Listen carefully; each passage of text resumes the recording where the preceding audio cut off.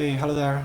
Today's Leetcoding challenge question is called Is Subsequence. We have two strings, S and T. We need to check if the first string is the subsequence of the second one. Subsequence of a string is a new string obtained by deleting some of the characters from the original string without changing the relative ordering of the remaining characters. So obviously T is going to be longer than S, so we have to remove characters until that T and S have the same length. And when we just compare the S and the modified version of the T, they have to have the same character set, and the order of those has to be the same. So that's we want to determine if we can do so.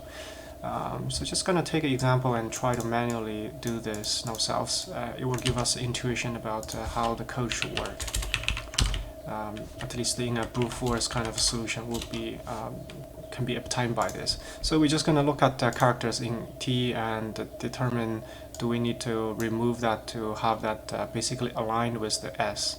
So since deletion is will actually remove that, so instead of doing that, I'm just going to pad space for the first one, indicating whenever I have space, the corresponding character from T is the one that I want to delete. So it's pretty much already done now. We want A to match A, B to match B, C to match C, and the nonsense that's happening in between has to be deleted from T in order to make S to be equivalent to T. So just based on this really quick example, we already see how we can very easily approach this. We're just gonna scan the toString, try to match the I's character from S. If we do have a match, we advance I. Then in T, we will try to search for the character B. Once we find it, we can advance I to the next character, and then go back to T, try to find the character that matches C. So once we advance I to be to the end of S, it means that we satisfied the question's requirements. So at the time we can return true. If we run out of characters, J gone out, or after we explore T, I is basically if J runs out of the length of the T, that means we couldn't do this, so it will return false. So that's a pretty simple solution. Just by looking at how we manually do this alignment, we can figure out that. So I'm just gonna do for characters in S, we'll try to find a matching character in T. So we start from 0 in T. So while I'm not out of I haven't run out of characters in in T, and the current one I'm looking at is not the one that I want. I will just advance this to the next position, next character, to see if that works. If I exit this while loop, there could be two cases. One is that I find a match. That's when I should advance the character in S, so that's go to the next iteration. Otherwise, it will be I will want to check has this pointer gone out of the total characters we have in T. If that's the case, we return false.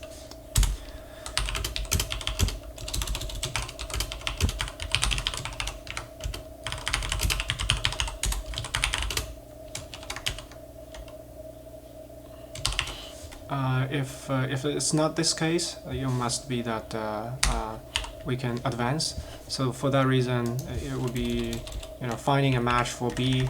Then we also want to advance the second pointer here. I know it's a little bit confusing. I'm using I there, but using J for the T. But in the code, I'm using. Anyway, it should be easy to understand. True. Yeah, so this is pretty much the code to solve this problem. Yep. Alright, so yeah, it's a linear path algorithm. What we do is to basically do a linear scan in T and S, so it's those two string lengths added together. that's the that's when we the very last character we can match to have those two figured out. So that's the two lengths added together. For space is constant. Let's talk a little bit about the follow-up. So let's say that we have the SAM-T, but we got a bunch of S that we want to check. Is there anything that we can do to improve the code? So one thing that we can do is to run some statistics on the T. So basically what we'll do is A, for every character we record its location. So it's at 0's position, maybe B, that's happening at maybe 1, 5, 9 or something.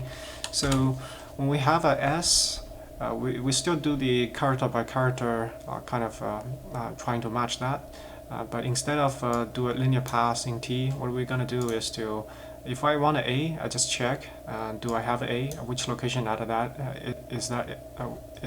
where is it, so once we match this, we have to try to match B.